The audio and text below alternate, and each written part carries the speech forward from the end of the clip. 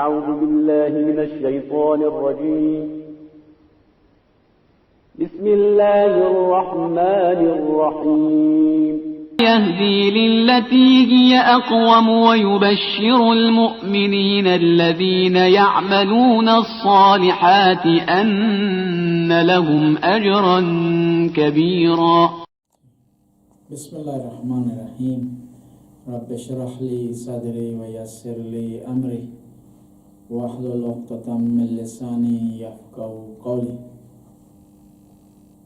درس تفسیر کے سلسلے کی دوسری کڑی آج آپ کی خدمت میں پیش کر رہے ہیں.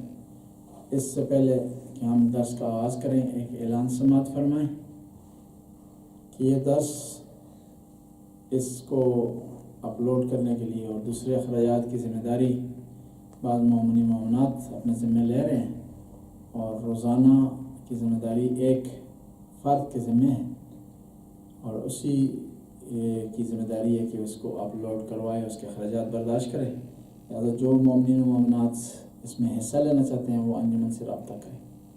دوسرا، ہر سال یہاں رمضان میں افطاری ہوا کرتی تھی اور اس کی ذمہ داری بھی مومنین و مومنات اپنے ذمہ لیا کرتے تھے، یا وہ کھانا بنا کر لاتے تھے، نیاز بنا کر لاتے تھے، یا یہاں پر اماؤنٹ دے دیا کرتے تھے، انجمن انتظام کرتی تھی.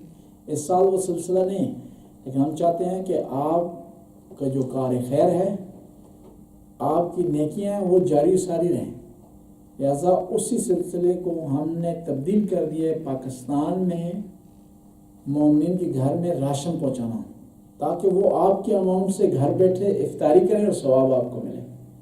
پیغمبر گرامی ارشاد فرماتے ہیں کہ جو آدمی رمضان کے مہینے میں کسی کو ایک کھجور سے افطاری کروائے تو اس کا عظیم ثواب ہے.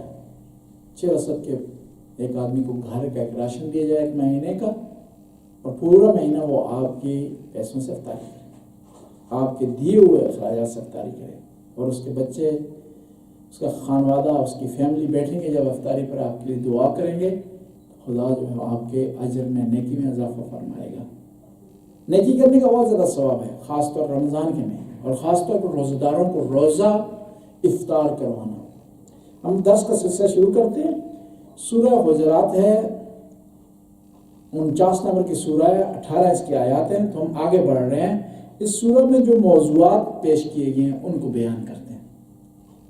اس سورہ میں سب سے پہلے پیغمبر سے رابطہ رکھنا اور پیغمبر سے پیش آنے کا طریقہ جو بیان کیا گیا ہے، اور اس میں بتایا گیا ہے کہ انسان کو، مسلمان کو، مومن کو پیغمبر سے اور اللہ اور اس کے رسول سے آگے نہیں بڑھنا چاہیے. دوسرا، اس سورہ میں بتایا گیا کہ کسی کو حق حاصل نہیں ہے کہ اپنے خاندان پر، اپنے قبیلے پر فخر کرے، بلکہ اعمال کی طرف توجہ دے. پھر اس میں بتایا گیا کہ جو ہے وہ بدگمانی کرنا گناہ ہے، غیبت کرنا گناہ ہے. اس میں بتایا گیا کہ جب ایک معاشرے میں دو مسلمانوں کے درمیان جھگڑا ہو جاتا ہے، کلیش ہو جاتا ہے، ناچاکی آ جاتی ہے، تو دوسرے مسلمان ذمہ دار ہیں تو اس کو کس طرح حل کریں کہ ہم معاشرے میں رہ رہے ہوں تو وہاں پر ہم لاپرواہ ہو کر نہیں رہ سکتے. پھر اس سورہ میں بتایا گیا ہے کہ صحیح ویلیو تقوی اور ایمان ہے، قبیلہ نہیں ہے، مال متا نہیں ہے، انسان کے جاؤ مقام نہیں ہے. اور اسی سورہ میں بتایا گیا ہے کہ انسان ایمان کی وجہ سے کسی پر احسان نہیں جتلا سکتا، بلکہ خدا کا احسان ہے اپنے بندوں پر کہ اس نے اپنے بندوں کو صحیح راستہ سکھایا ہے. خدا کا احسان ہے اپنے بندوں پر کہ اس نے اپنے بندوں کو کی رہنمائی کی ہے. یہ سورہ شروع ہو رہی ہے بسم اللہ الرحمن الرحیم. یا ایھا الذین آمنوا، اے ایمان والو. ہمیں قرآن درس رہا ہے کہ ہم کسی کو اگر ادب سکھانا چاہتے ہیں، ادب کی صورت ہے تو ادب کے ذریعے شروع ہو رہی. کسی کا نام نہیں لیا، کسی سختی سے نہیں بلایا. خدا ہمیں سکھا رہا ہے، ہمیں بتا رہا ہے، ہمیں تربیت دے رہا ہے.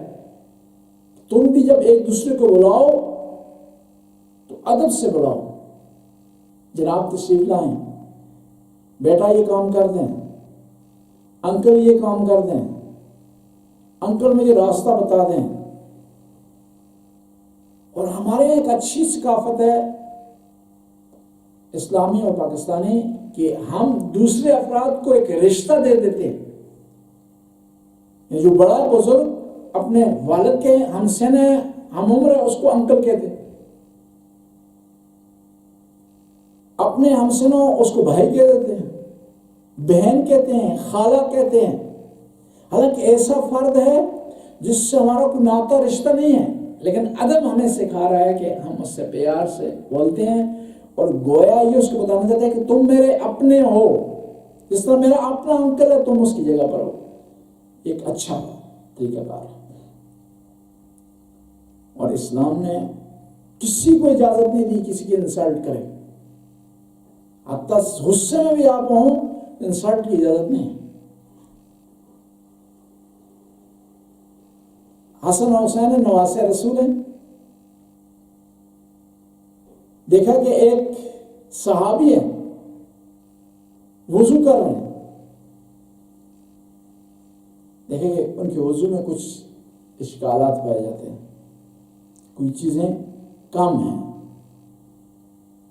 قریب جا کر نہیں کہا یہ شخص بوڑھا ہو گیا، تم ابھی تک تمہیں وضو نہیں سیکھا، پیغمبر کی صحبت تجھے نصیب ہوگی تجھے نہیں. اس طرح نہیں کہا، بلکہ شہزادگان نے پتہ کیا کہا، قریب اس کے گئے کہ انکل، آج کے الفاظ کہہ رہا ہوں کہ ہم دونوں بھائی وضو کرتے ہیں، آپ چیک کریں ہم میں سے کس کا وضو صحیح ہے.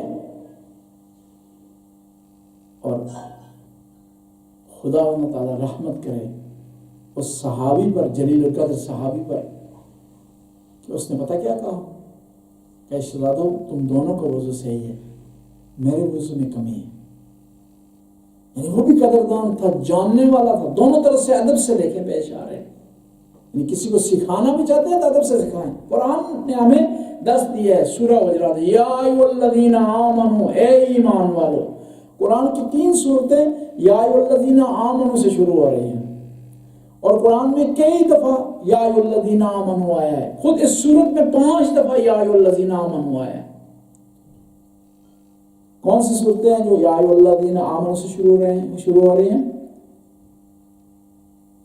بسم اللہ الرحمن الرحیم، سورہ ممتنع ہے. یا ایھا الذین آمنوا لا تتخذوا عدوی وعدوکم اولیاء. اے ایمان والو میرے اور اپنے دشمن کو دوست نہ بناؤ، اپنا سرپرست نہ بناؤ. دیکھیں ایمان کے ذریعے، اے ایمان والو، خدا بتانا چاہتا ہے جو میرا دشمن ہے تمہارا دشمن ہے، جو تمہارا دشمن ہے میرا دشمن ہے، اس کو اپنا سرپرست نہ بناؤ. اور دوسرا یا ایھا الذین، بسم اللہ الرحمن الرحیم، اس کے بعد سورہ مائدہ میں آتا ہے یا ایھا الذین آمنوا اوفوا بالعقود. اے ایمان والو جو تم ایگریمنٹ کرو، جو معاہدہ کرو اس کی وفا کرو. معاہدے کے بارے میں کہ کافر سے بھی معاہدہ کرو، اس کی وفا کرو، اس کی پاسداری کرو. پیغمبر گرامی نے صلح کی کفار سے،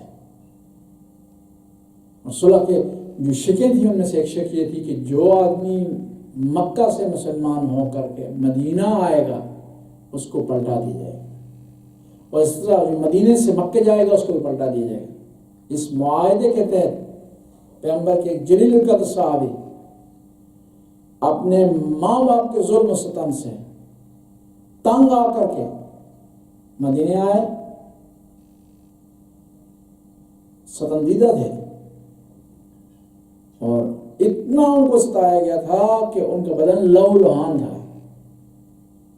آئے تو پیغمبر نے پلٹا دیا. کہا کیوں یا رسول اللہ؟ میں نے معاہدہ کیا ہے، معاہدے کی خلاف ورزی نہیں کر سکتا. ہم اس ملک میں رہ رہے ہیں، یہاں بھی ہم جب نیشنلٹی لیتے ہیں تو معاہدہ کرتے ہیں. اور معاہدوں کی شگوں میں سے ایک شگ یہ ہے کہ ہم یہاں کے قانون کی پاسداری کریں. علماء کہتے ہیں، مجتہدین کہتے ہیں، حتیٰ ریڈ لائٹ یہاں پر، یہاں کو آپ کو رکنے کا حکم ہے، وہاں اگر آپ تخلف کرتے ہیں، خلاف ورزی کرتے ہیں، تو آپ گناہ کے مرتکب ہو رہے ہیں، حرام کے مرتکب ہو رہے ہیں، جائز نہیں۔ ٹیکس کے معاملات ہیں، جائز نہیں ہے، حرام کا انسان مرتکب ہوتا ہے۔ دوسرے جو یہاں کے قوانین ہیں ان کو اگر انسان پامال کرتا ہے تو حرام کا مرتکب ہو رہا ہے، خطا اس سے سرزد ہو رہی ہے۔ بس کہا یا ایھا الذین آمنوا، یہاں پر یا بسم اللہ الرحمن الرحیم، یا ایھا الذین آمنوا لا تقدموا بین یدی اللہ ورسولہ واتقوا اللہ ان اللہ سمیع علیم۔ اے ایمان والو، اپنے آپ کو اللہ اور اس کے رسول سے آگے مت بڑھاؤ۔ یہاں پر مطلق کہا گیا ہے، نہیں کہا کہ نماز میں آگے مت بڑھاؤ، نہیں کہا کہ روزے میں مت آگے بڑھو پیغمبر اور اس کے رسول سے، نہیں کہا کہ حج میں آگے مت بڑھو، بلکہ ایک کلی حکم علی الاطلاق کہا، تمام موارد کو شامل۔ اور ایک اور نقطہ یہاں پر کہ اللہ اور اس کے رسول سے آگے مت بڑھو، اس کا مطلب ہے اللہ اور اس کے رسول کا ایک ہی حکم ہے۔ اگر رسول کی نافرمانی کی، اللہ کی نافرمانی کی، اللہ کی نافرمانی کی، گویا رسول کی نافرمانی کی۔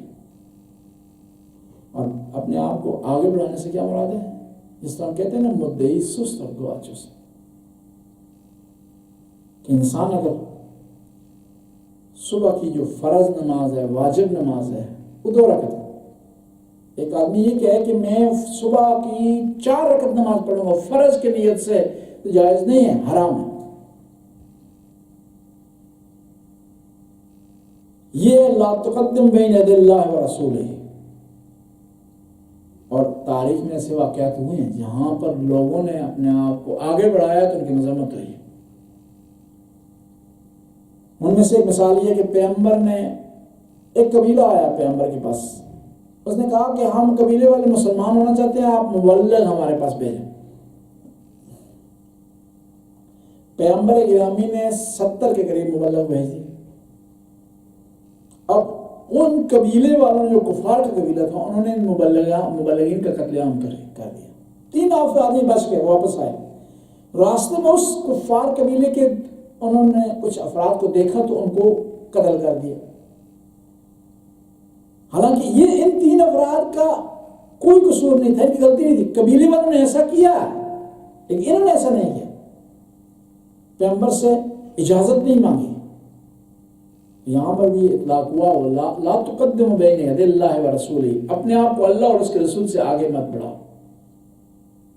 ایسا نہ ہو کہ جیسے کہا جاتا ہے مدعی سست اور گواہ چست، جس سے فارسی میں کہتے ہیں کاسا از آش داختر۔ کچھ صحابیات پیغمبر کی خدمت میں حاضر ہوئی کہ ہمارے جو شوہر حضرات ہیں وہ گھر نہیں آ رہے ہیں، انہوں نے ہم سے متارکہ کر دیا ہے، مسجد میں بیٹھ رہے ہیں، عبادت کر رہے ہیں، صرف گھر کا خرچہ نہیں دے رہے، ازدواجی تعلقات برقرار نہیں کر رہے۔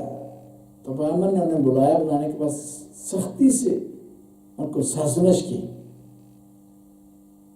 کہ تم اللہ اور اس کے رسول سے آگے مت بڑھو، میں نبی ہوں، نماز تہجد پڑھتا ہوں، نماز کو بجا لاتا ہوں، حقوق کو بجا لیتا ہوں، لیکن یہ کہ دنیا اور دین دونوں کو میں ساتھ چلا رہا ہوں۔ اسلام میں ربانیت نہیں ہے کہ انسان کیا کرے، مسجد میں بیٹھ جائے اور دنیا سے کٹ جائے۔ اس لیے کہا جاتا ہے کہ اعمل للدنیا کأنک تعیش ابدا، دنیا کے لیے اس طرح کام کریں جیسے آپ نے ہمیشہ رہنا ہے، واعمل للآخرہ کأنک تموت غدا، اور آخرت کے لیے اس طرح کام کریں جس طرح آپ نے کل دنیا سے چلے جانا۔ یہاں پر یا ایھا الذین آمنوا لا تقدموا بین یدی اللہ ورسولہ، خداوند تعالیٰ چاہتا ہے کہ اس کے بندے فرشتوں جیسے ہو جائیں، جیسے ہے نا قرآن میں لا یسبقونہ بالقول وہم بامرہ یعملون، کہ وہ اللہ کے قول سے آگے نہیں بڑھتے۔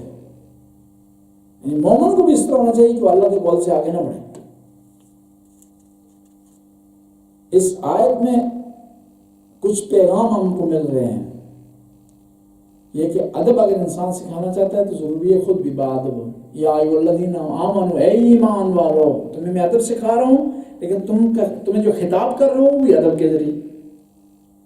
دوسرا اس آیت سے پتہ چلتا ہے کہ بدعت جائز نہیں ہے۔ انشاءاللہ اس آیت میں جو درس ہے وہ کل کے سیشن میں انشاءاللہ بیان کریں۔ اللہم صلی علی